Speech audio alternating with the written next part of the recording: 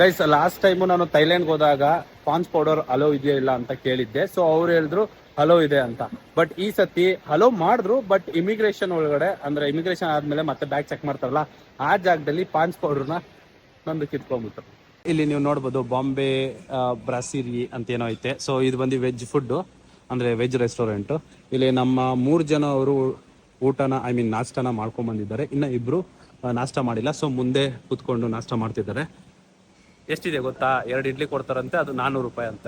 ಅದ್ರ ಮೊದಲು ಆಚೆ ಕಡೆ ತಿಂದಿದ್ರೆ ಅದು 20 ರೂಪಾಯಿ 30 ರೂಪಾಯಿಲೇ ಆಗೋಗ್ತಿತ್ತು. ಬಟ್ ಏನ್ ಮಾಡೋಕ್ಕಾಗಲ್ಲ, ಅಂದ್ರೆ ಬೇಗ ಬರಕ್ಕೆ ಹೇಳಿದೆ 7:15. ಅವರು ನಾಷ್ಟ ಮಾಡ್ದಿರಾನೆ ಬಂದ್ಬಿಟ್ಟಿದ್ದಾರೆ. ಸೊ ನೀವೇನಾದ್ರೂ ಏರ್ಪೋರ್ಟ್ಗೆ ಹೋಗ್ತಾ ಇದ್ದೀರಾ ಅಂದ್ರೆ ಕಂಪಲ್ಸರಿ ನಾಷ್ಟ ಮಾಡ್ಕೊಂಡು ಹೋಗಿ, ಇಲ್ಲ ಊಟ ಮಧ್ಯಾಹ್ನ ಹೊತ್ತು ಹೋಗ್ತಾ ಇದ್ದೀರಾ ಊಟ ಮಾಡ್ಕೊಂಡು ಹೋಗಿ. ಅದಾದ್ಮೇಲೆ ಇಲ್ಲಿ ಏರ್ಪೋರ್ಟ್ ಅಲ್ಲಿ ಬಂದು ನೀವು ಸುಮ್ಮನೆ ದುಡ್ಡನ್ನ ಖರ್ಚು ಮಾಡಕ್ ಹೋಗ್ಬೇಡಿ.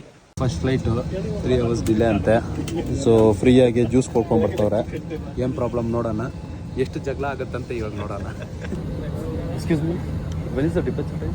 Sorry? When is the departure? Captain will let us know, sir. We are waiting. We are done with our side. Okay. We are waiting for ATC clearance. Okay, fine. ಎಲ್ಲಿ ಬ್ರೋ 3 hours ಅಂದ್ರೆ?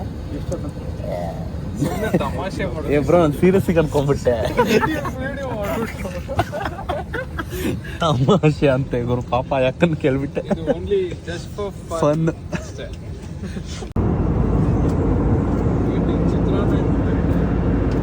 ಚಿತ್ರಾನ್ನ ತಿಂತ ಇದ್ದೀವಿ ಮನೆಯಿಂದ ತಂದ್ಬಿಟ್ಟು box.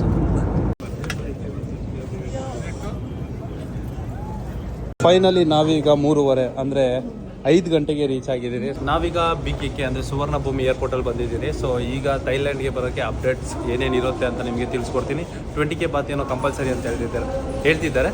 So ನೋಡೋಣ ಹೇಗಿರುತ್ತೆ ಅಂತ. ಎಲ್ಲ procedure ಮುಂದೆ ಹೋದ್ಮೇಲೆ ಗೊತ್ತಾಗುತ್ತೆ. ನಮ್ಮ ಗ್ಯಾಂಗು ಮುಂದೆ ಆಲ್ರೆಡಿ ನನ್ನ ಬಿಟ್ಟು ಮುಂದೆ ಹೋಗ್ತಾ ಇದೆ. ನೋಡಿ ಇಲ್ಲಿದ್ದಾರೆ.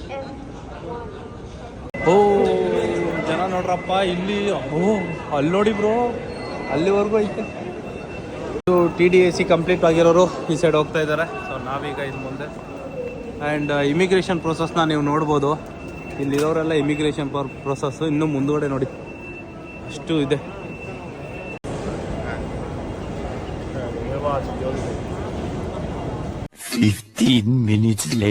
ಇಮಿಗ್ರೇಷನ್ ಎಷ್ಟೊತ್ತಾಯ್ತು ಅಂದ್ರೆ ಈಗ ಟೈಮ್ ಬಂದು 4:15 ಆಗಿದೆ. ಸೊ ಎಷ್ಟು ನಿಮಿಷ ಅಂತ ಇಲ್ಲಿ ಹಾಕಿದ್ದೀನಿ ನೋಡಿ. ಸೊ ಇಷ್ಟೊತ್ತಲ್ಲಿ ನಮಗೆ ಇಮಿಗ್ರೇಷನ್ ಆಯಿತು. ಸೊ ಮೇ ಬಿ ನನ್ನ ಪ್ರಕಾರ ಒಂದು 20 to 30 minutes ಒಳಗಡೆ ಆಗಿದೆ.